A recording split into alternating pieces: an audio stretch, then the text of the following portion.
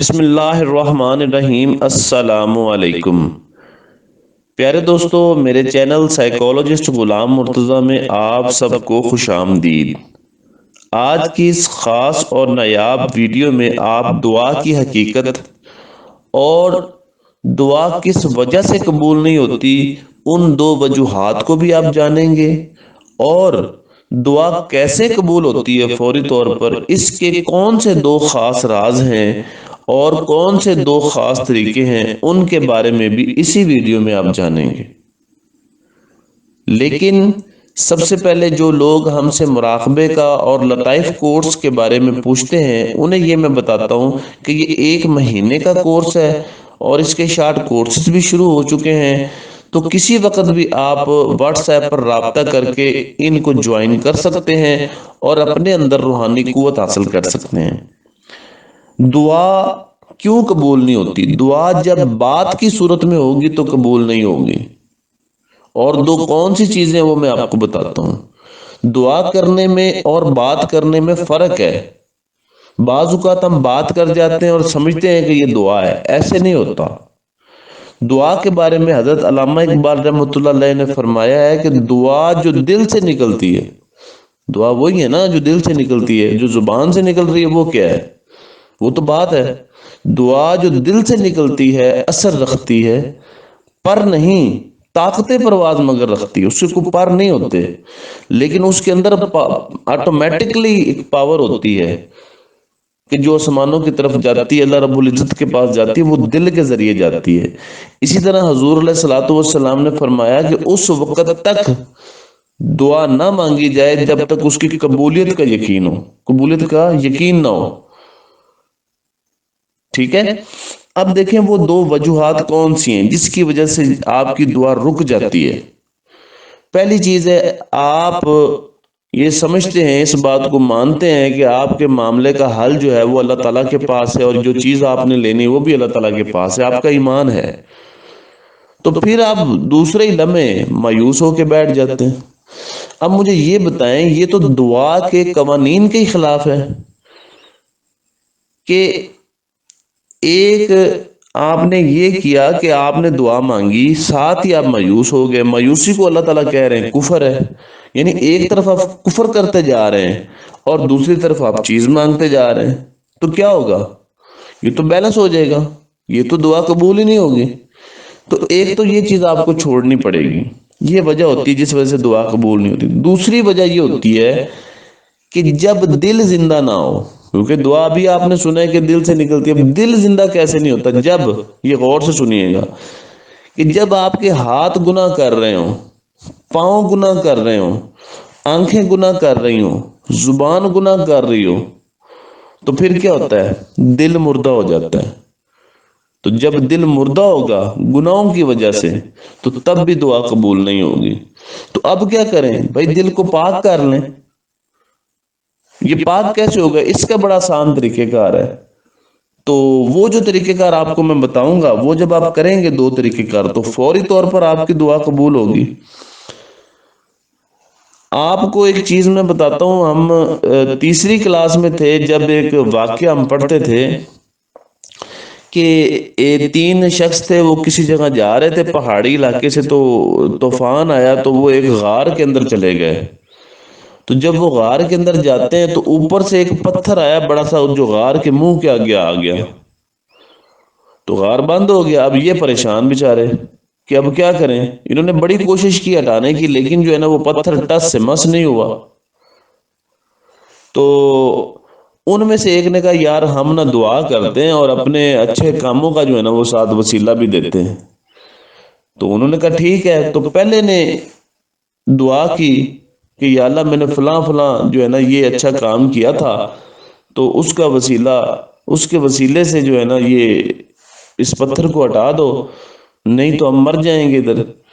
تو پتھر کیا تھا؟ وہ تھوڑا سا سرکہ۔ پھر دوسرے نے دعا کی، اس نے بھی جو اپنے اچھے کام کیے تھے، جو کسی کی مدد کی ہوئی تھی، اس کا جو ہے وہ واسطہ دیا اور دعا کی، تو وہ پتھر جو ہے وہ اور سرکہ۔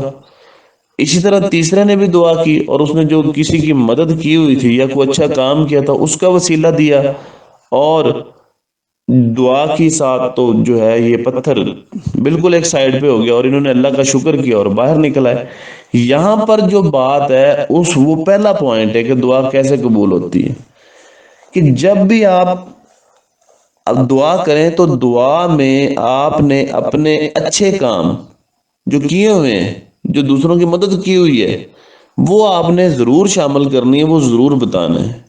یہ تو ٹھیک ہے آپ نے کہہ دیا میں بڑا گنہگار ہوں، میں یہ ہوں، میں وہ ہوں، اپنے آپ کو پست شو کرواتے رہتے ہیں دعا میں، لیکن ساتھ جو آپ نے دوسروں کی مدد کی ہوئی ہے، دوسروں کی خدمت کی ہوئی ہے، دوسروں کے ساتھ بھلا کیا ہوا ہے، نیک کام کیے ہوئے ہیں، ان کا صلہ ان کا جو ہے نا واسطہ لازمی دیں، کیونکہ یہ قانون قدرت بھی ہے اور قانون فطرت بھی ہے کہ جو اچھا کیا ہوا ہے نا وہ رائے گا نہیں جاتا، اس کا صلہ اس دنیا میں ملنا ہی ہوتا ہے، وہ یا تو آٹومیٹکلی مل جاتا ہے یا آپ لے لیں، خود لے لیں۔ تو اس لیے روزانہ مدد کیا کریں دوسروں کی، روزانہ جو ہے وہ کوئی نہ کوئی اچھا کام ضرور کیا کریں، کیونکہ ہم سے گناہ بہت زیادہ ہو جاتے ہیں، تو یہ چیزیں انہیں بیلنس رکھتی ہیں۔ تو ایک تو یہ بات ہے۔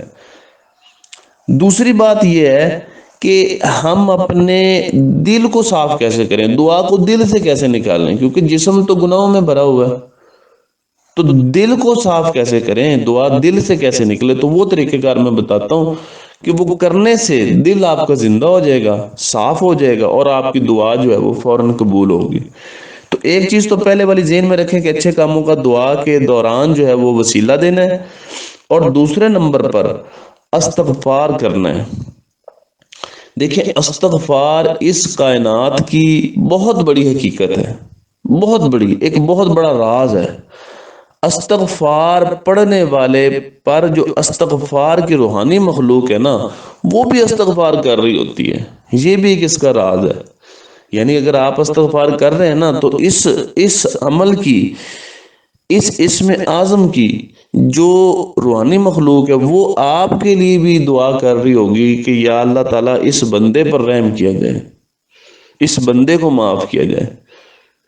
تو پھر کیا ہوگا جب دیکھیں آپ کے جسم، ہاتھ، ہر چیز گناہ میں ملوث ہے اور آپ استغفار کر رہے ہیں تو کیا ہوگا، یہ گناہ مٹ جائیں گے، یہ گناہ دور ہو جائیں گے، گناہوں کی معافی ہو جائے گی۔ اور دوسری چیز جو استغفار سے ملتی ہے کہ اس جسم میں، اس دل میں نور پیدا ہونا شروع ہو جائے گا۔ تو جب نور پیدا ہوگا تو دل زندہ نہیں ہوگا، دل زندہ ہو جائے گا، اور جب یہ دل زندہ ہوگا تو پھر جب آپ دعا کریں گے تو وہ کیسے رد ہو سکتی ہے۔ تو بات سمجھ آئی کہ اچھے کاموں کا وسیلہ دینا ہے، رب تعالیٰ پر یقین رکھنا ہے اور استغفار پڑھنا ہے۔ اب استغفار کیسے پڑھنا ہے وہ میں آپ کو بتاتا ہوں کہ آپ یا تو جتنا آپ کی ذمہ داریاں وہ پوری کرنے کے بعد جو وقت بچے اس دوران کثرت کے ساتھ آپ استغفار پڑھ سکتے ہیں۔ استغفار استغفار استغفار استغفار ایسے جو ہے نا آپ پڑھ سکتے ہیں، استغفر اللہ بھی پڑھ سکتے ہیں۔ تو آپ جب استغفار پڑھتے رہیں گے تو دل صاف ہوتا رہے گا، آپ کا زبان سیف ہوتی چلی جائے گی۔ دوسرے نمبر پر آپ اس کی تعداد بھی رکھ سکتے ہیں کہ میں نے روزانہ 1000 دفعہ تک پڑھنا ہے، پڑھ کر سونا ہے، نیند بہت اچھی آتی ہے اس سے۔ آپ نے 2000 پڑھنا ہے، آپ نے 3000 پڑھنا ہے، کتنی تعداد آپ ایک سیٹ کر لیں تعداد، لیکن سٹارٹ میں 3000 سے زیادہ نہ کریں کیونکہ ذمہ داریاں بہت زیادہ ہوتی ہیں۔ تو اگر آپ کے پاس ذمہ داریوں کے بعد روزانہ کی روٹین کے بعد کوئی ٹائم بچے تو پھر آپ زیادہ کر سکتے ہیں۔ تو آپ نے اس کو اتنا کرنا ہے، یعنی کہ کوئی ایک تعداد سیٹ کر لیں یا اپنے فارغ وقت میں آپ اس کو کرتے رہیں تو اس سے دل زندہ ہو جائے گا۔ تو پھر جب آپ دعا مانگیں گے، کیونکہ اللہ رب العزت کے پاس سب کچھ ہے، اور جو چیز آپ کی سوچ میں آگی وہ آپ کی ہے، اب آپ کی طرف سے دیر ہے، مایوس ہونے کی تو ضرورت ہی نہیں ہے۔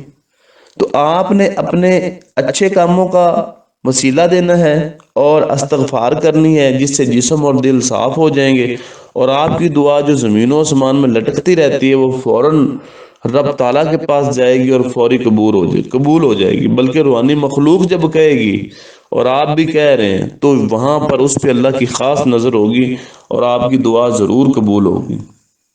تو اس میں کوئی بات نہ سمجھ آئی ہو تو آپ پوچھ سکتے ہیں، اور اگر کورس کرنے ہو تو آپ دیے گئے نمبر پر رابطہ کر سکتے ہیں۔ بہت شکریہ۔